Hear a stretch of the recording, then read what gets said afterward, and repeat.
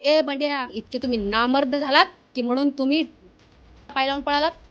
मायचं तुमच्या गावाला रस्ता दिलास का? हा, या मायचं टप्पर तू एकदा गेलास की दुबार येत नाहीस. तुमची रिक्षात बसायची लायकी नव्हती. उद्धव साहेबांनी तुम्हाला पार 50-50 खोक्यांपर्यंत नेऊन ठेवलं आणि तुम्हाला लाजा वाटत का? आणि हा काळ्या पिळीवरती क्लीनर होता. गावाखेड गावाखेड परभणी परभणी करत होता. आज हजारो कोटीचा मालक झालाय हरामखोर. हा उद्धव साहेबांमुळे झालाय आणि हा उद्धव साहेबांनाच म्हणजे सोडून गेलेला आहे. अरे तुला किती अजून तुझ्या म्हणजे वकोस तर तू खायला लागलास ना हरामखोरा, आणि तरी तू म्हणजे सोडून जातोयस आणि स्वतःला बॉस म्हणत होतास.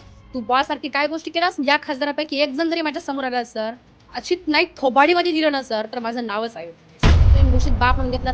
याचा स्वतःचा सख्खा भाऊ बाळासाहेब जाधव, एकाच मायबापापासून पैदा झालेला बाळासाहेब गायकवाडला हा विचारत नाही, तर हा आमचा कधी होणार आहे? आयुष्यात कधी माझ्या समोर येऊ नकोस, नाही तर मी तुझ्या थोबाडीत दिल्याशिवाय.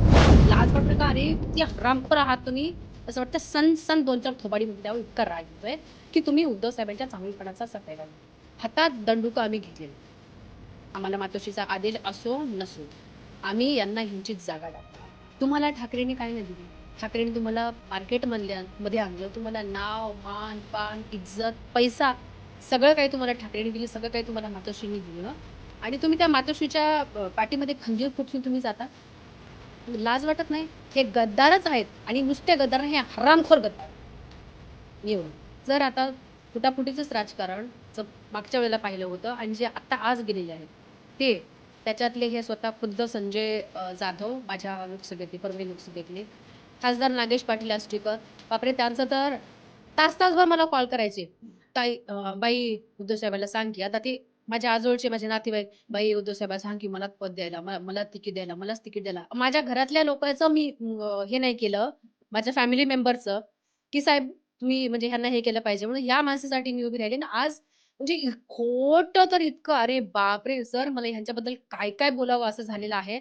आणि खरं तर हा जो एक सत्तेची लालूच म्हणा, सत्तेची भूक, सत्तेचा भस्म्या जो आहे ना, हा हे जे गेलेले अगोदरचे 40-12 खासदार आणि हे आत्ताचे जे केलेले आहेत, यांना म्हणजे ह्यांचा जीव घेतल्याशिवाय हा हे इथं थांबणार नाही. मला एवढं मी जेवढं उद्धव साहेबांना ओळखते, जवळून ओळखते, एक बाप माणूस म्हणून आणि एक राजकारणी म्हणून. ह्या होत्या अविद्या पौळ. अविद्या पौळ ह्या ठाकरे सेनेच्या एक महिला आहेत आणि त्यांनी बंडू जाधव यांना चांगलाच धुतलं आहे. त्यांना चांगलेच खडेबोल देखील सुनावले आहेत. एवढंच नाही तर जे खासदार सोडून गेले त्यांच्यावरती मात्र चांगलेच मागं शिंतोडे शिपले जात आहेत.